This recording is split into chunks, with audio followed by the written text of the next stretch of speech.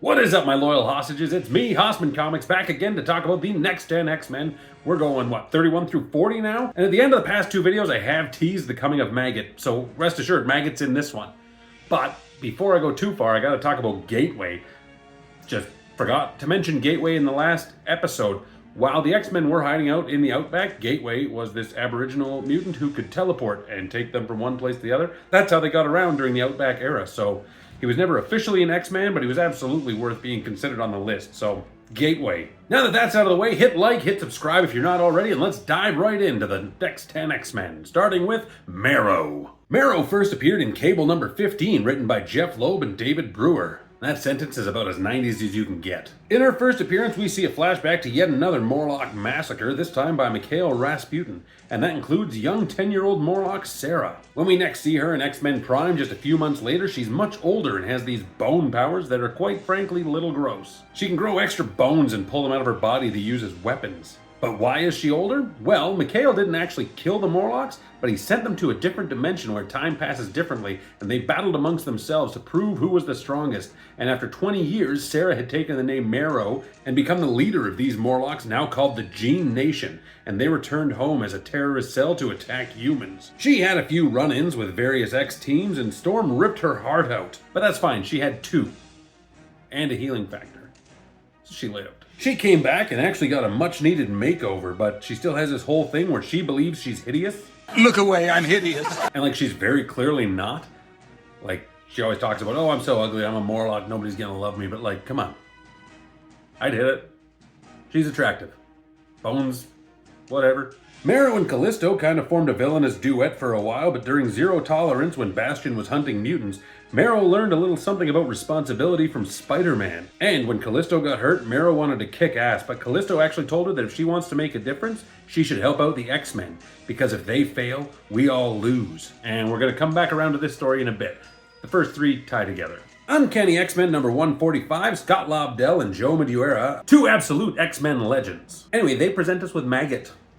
Maggot is a dude whose stomach is actually two slug maggoty things named Eenie and Meanie, and they can eat absolutely anything, and then when they return to his stomach, they transfer the energy to him. When we first meet him, it's through a series of interludes of him traveling the nation looking for everyone's favorite X-Man, Joseph. This naturally brings him across the X-Men and Joseph, whom Maggot believes is Magneto. Maggot ends up helping out the Merry Mutants during the trial of Gambit, and then we're going to come back to him in just a few moments too. But first we're going to discuss one Dr. Cecilia Reyes. She's a doctor in New York City and she worked damn hard to get where she is, coming up from poverty through her own merits. But when Bastion is stirring up trouble for mutants with Operation Zero Tolerance, she says, good. Let the mutants get what they deserve. So imagine the shock when we actually learn that Dr. Cecilia Reyes is in fact a mutant herself. Yes, one of the Prime Sentinels comes gunning for her mutant ass and her power is revealed. A force field that pops up around parts of her body that are attacked and keeps her from any harm, but she can still feel the pain. Iceman comes in and helps her escape and she breaks down. Her life is over, like everything that she's worked for is just gone in an instant because of a mutant war that she wasn't even part of. It's actually like a really refreshing, great idea for a character. Like, she is a mutant, but wants absolutely nothing to do with it. She just wants to live her life, pretend she's not a mutant. And in fact, she kind of resents mutants a little bit. She doesn't really like mutants. She's a self-hating mutant. She and Iceman actually come across Marrow and they join forces to take it to Bastion and the Prime Sentinels. And upon their success, they return back home to the X-Mansion together. In fact, all of the various X-teams make their way back to the mansion with all their various guests. So Maggot, Marrow, and Dr. Reyes are there with the X-Men. Also, Bastion placed a bomb inside of Cyclops and nobody seems to be able to do anything about it. So Dr. Cecilia Reyes begins surgery and using special bones that Marrow disgustingly removes from her body, she's able to remove the bomb and one of Maggot's maggots safely eats the bomb. So the three new mutants use their powers together as a team. Not really their powers, I guess. Dr. Cecilia Reyes used her skills as a doctor. But the three of them came together, saved everybody, saved the day, and earned their place as X-Men. X-Men issue number 70. The three of them join the team. That's victory music. What's the music when someone joins a team? Anyway, the three of them joined. By my count, that's 31, 32, and 33. But how did they actually fare as X-Men? How are they ranked? Do you guys even remember these three? Really, within a year, all three of them had left the team. Marrow is probably the most famous of the three of them, and that's just because she was in Marvel vs. Capcom. I'm sure now, during the Krakoan Age, everyone has returned and stuff, and they all play their roles, but like, as X-Men at the time, they were all kind of quickly forgotten. Now dig on this. Are you guys familiar with the storyline of Apocalypse the 12? I talk about it a bit in my 1999 in comics series. Plug. Anyway, Wolverine was made into a Horseman of Apocalypse, but that, of course, was left a mystery. And to throw the scent off, a Skrull agent was placed on the X-Men as Wolverine. So yeah, that Skrull was technically an X-Man, but not officially a numbered X-Man. He was just an asterisk. Like when Dark Beast slid his way onto the team, this Skrull stunk his way onto the team. And this actually slides right into another asterisk, because while there was a Skrull in the team, Xavier was like, there's a mole here, I don't know who it is. So he temporarily disbanded the X-Men team. But then there was still a thing that needed the X-Men. So Jean Grey, Cyclops, Angel, Wolverine, who was a Skrull, and X-Man and Cable formed a little X-Men team, and they went off and did an adventure and saved the day. And on that mission, the Skrull Wolverine died, and then the team just kind of went their separate ways. So just temporarily, X-Man and Cable were X-Men. X-Man will become an X-Man way in the future, and Cable will become an X-Man officially a little bit later on this list, so stay tuned for that. Number 34, however, is Thunderbird. Not number 16, Thunderbird, he died, and not his brother who briefly took the name Thunderbird, he's Warpath. No, I'm talking about Thunderbird III, Neil Shara. The tale begins, and the X-Men Revolution was coming in hot as Chris Claremont was making his grand return to the X-Men. But that's a tale for another series, hint hint. But with a bold new direction for the X-Men comes at least one new X-Man, and that's Thunderbird. He was a part of the X-Men in X-Men issue number 100, but his backstory was expanded upon in X-Men Unlimited number 27. My first issue of X-Men Unlimited, in fact. This was as I was just getting into comics, and I really liked the idea of Thunderbird, because he was a new X-Man. I was new to reading X-Men, and I really thought he was going to be my gateway X-Men, you know? He was this new character in a new era for me, and I just had such a connection with him, but it fell flat because he wasn't much of a character in my opinion.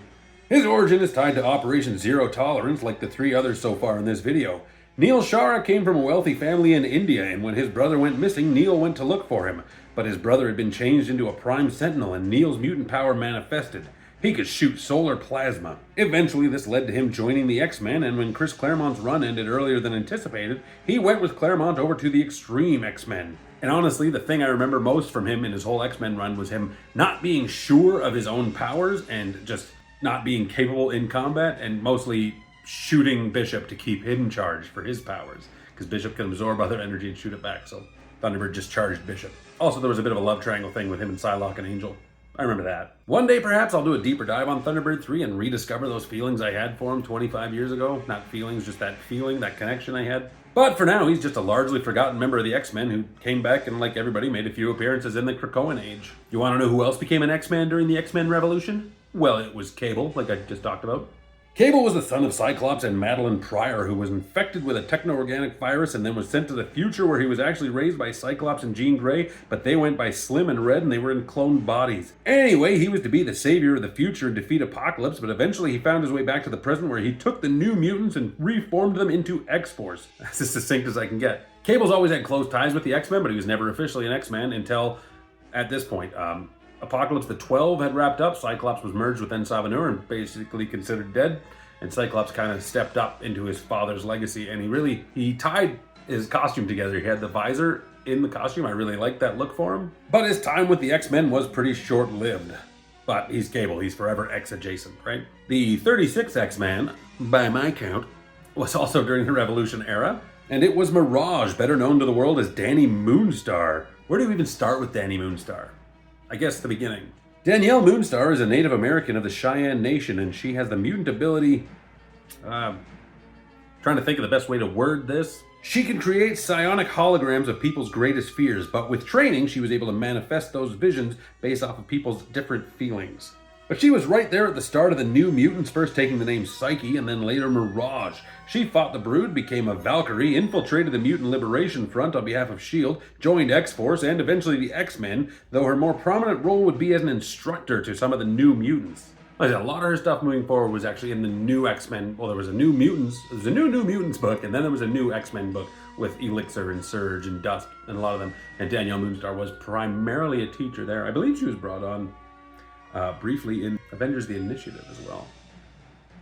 She's a wildly popular character, just never quite got her due, although she kind of did join the X-Men later on. But X-Men 102 is when she kind of officially joined the team. But like I said, she really didn't do much on the X-Men besides was a teacher at the Academy. Sage was the last mutant to join the X-Men during Chris Claremont's 9-month run. She was actually a character he created back in his 17-year run. I talked about her briefly in my first 10 X-Men video. But before recruiting Cyclops as the first X-Men, there was another. Her name is Tessa, but she's better known to the world as Sage. She first appeared in X-Men number 132, created by Chris Claremont and John Byrne, and she was a member of the infamous Hellfire Club. But it turns out she was actually there as an undercover spy for Xavier. While he would train his other students to become heroes, before that he trained Sage to become a spy, and thus not technically an X-Men, until way later, number 38. Actually, she's number 37. I'm 37? But she was brought onto the team for the Extreme X-Men book as Storm and her team went off to search for Destiny's Diaries. And of course, that mass exodus of mutants left the X-Men short-handed when Magneto kidnapped Xavier and left mutant kind teetering on the eve of destruction. A newly separated from Apocalypse, Cyclops and Wolverine went stealthily into Genosha while Jean Grey quickly assembled a new team. Frenzy, a longtime villain and acolyte of Magneto, mentally manipulated into helping. Also the Canadian speedster North Star of Alpha Flight. Then she found some new faces like Hector Rendoza, who took the name Wraith due to his translucent skin. He's almost like a proto-Blob Herman, and I'm really not even sure why she recruited him. As well as Polly Provenzano. He's a would-be gangster with indestructible skin. And they get joined by Sunfire's never-before-mentioned sister Sunfire. Jean actually sent for Sunfire himself, but he couldn't be less interested in helping the X-Men, further proving that he's not an X-Man. I was right to leave him off my list in the second video. And then Dazzler shows up to round out the team. They do save the day, but then they all leave right after. A couple of them do pop up in the future, and Northstar eventually does join the X-Men properly, but this was just a temporary team. Like some of the other temporary teams, none of them were officially X-Men. Speaking of people who did join the X-Men properly, next up is Emma Frost. She's the former White Queen who started her career as a member of the Mutant Elite Hellfire Club, where she used her telepathic abilities for evil. But after the loss of her students, the Hellions, she had a change of heart which led to her becoming the headmistress of the Xavier Institute in Massachusetts, where she taught the young mutants of Generation X. When that school closed, she continued her career in education on the mutant nation of Genosha, and that ended poorly.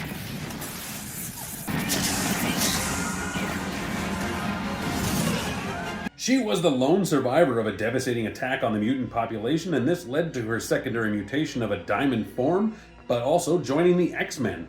From there, she would begin a relationship with Cyclops and actually become a very prominent face of the X-Men well, she still is today. And in that very same issue that Emma joined, New X-Men number 116, Professor Xavier would punish the person responsible for Genosha, and it was his own sister Cassandra Nova. He filled her full of bullets, ending her life, but the kicker is, Cassandra swapped their minds. So Cassandra, in Xavier's body, is another impersonator that we will add to today's list of X-Men. So next up is another asterisk in today's list. I kind of went back and forth on whether or not he should be an asterisk, but when you're dealing with somebody who has a black hole for a brain, it's bound to be confusing.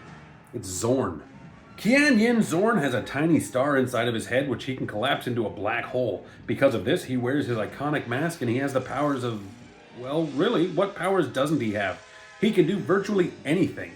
He became a teacher at the Xavier Institute and an X-Man and was given the special class, all of which really grew to respect Xorn as a teacher. Xorn, in time, would begin to lean more towards the teaching of Magneto rather than Xavier.